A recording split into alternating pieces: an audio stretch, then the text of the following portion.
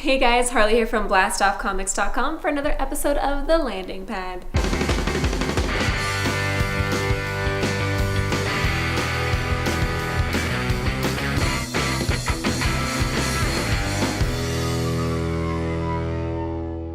Now today, I get to talk about something that makes me really excited. I get to talk about the Batman animated series. That's how I learned about Batman personally. A little history on the Batman animated series. It was 92 to 94 for the first run of the series.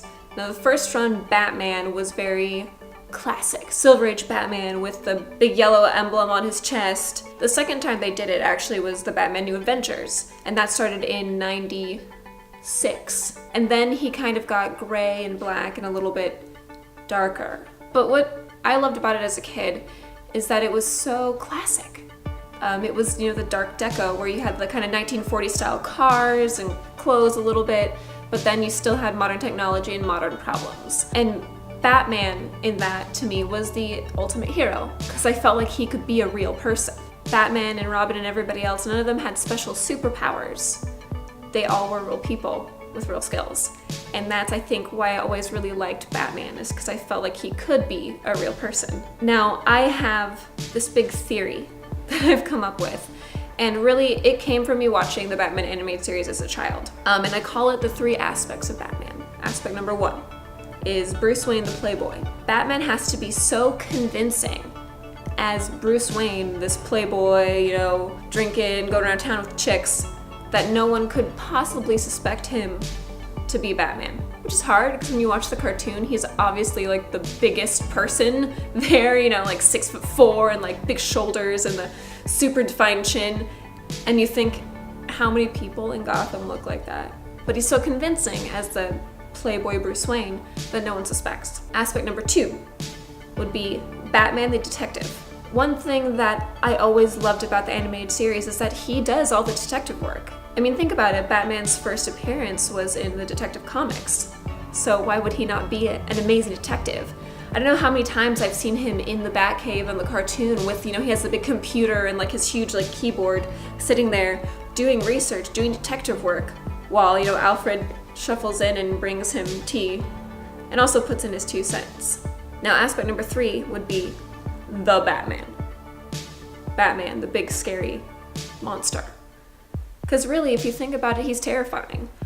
Even if he's saving you, he's extremely intimidating. That's my whole theory. I feel like to fully have Batman, you have to have all those things, which, if you think about it, think about all the actual classic graphic novels, Hush, Long Halloween, all the Batman stuff now has all of those things. You see him being a detective, which I feel like you don't see much of in the film adaptations. So now I'm just gonna kind of touch on some of my favorite episodes for Batman in the animated series. The Forgotten, which is one that isn't necessarily classic Batman. And The Forgotten is when he actually goes undercover. See, you gotta know he's a detective. He goes undercover as a homeless person because homeless people are going missing and no one else cares but Batman. Now, one of the things I like about the animated series is they did divulge from just him in the bat suit saving people. They also at times let him fail, which makes him very human, which is why, again, I think it felt like he could be real when I was a kid. Another one I really love is Heart of Ice, just because that one just kills you. The way that they wrote the animated series and the way they developed the characters, you actually really felt for them.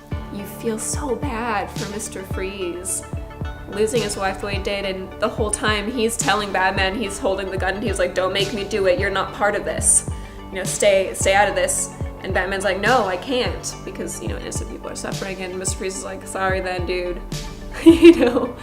But you feel for the character. Another great one is the one about Two-Face, because in the animated series you actually got introduced to Harvey Dent, as Bruce Wayne's kind of friend and colleague. This great guy who's really charismatic and sweet. You see him get, hoodwinked by people during the series before he becomes Two-Face. And then once he becomes Two-Face, you see the struggle for Batman, someone who was his friend. And in the end, he can't save him. And I think that was one of the ones that as a kid, I was so heartbroken. Because Batman saves everybody all the time, but to show him not saving somebody who actually is someone you're attached to showed that he's human and that we all fail. mostly, Paul Dini and Bruce Timm were the main developers for it. What they did was that they actually made it real, and they made it dark at times. And also, you still always saw Bruce Wayne mourning his family. They never did an origin story for him. Everybody knows where Batman came from, really. He never lost track of what haunted him, which was his parents' death and how they died and why he had to be the Batman. The Batman animated series and the Batman New Adventures were definitely probably the most epic cartoon series I think that ever was produced and put out. Thank you so much again for watching this episode of The Landing Pad. Remember, you can either visit us at blastoffcomics.com or here in our North Hollywood location. Now today I'm going to try a new sign-out phrase. This one's from my mom, so let's give it a go. If you want to wear the cape, read the book first.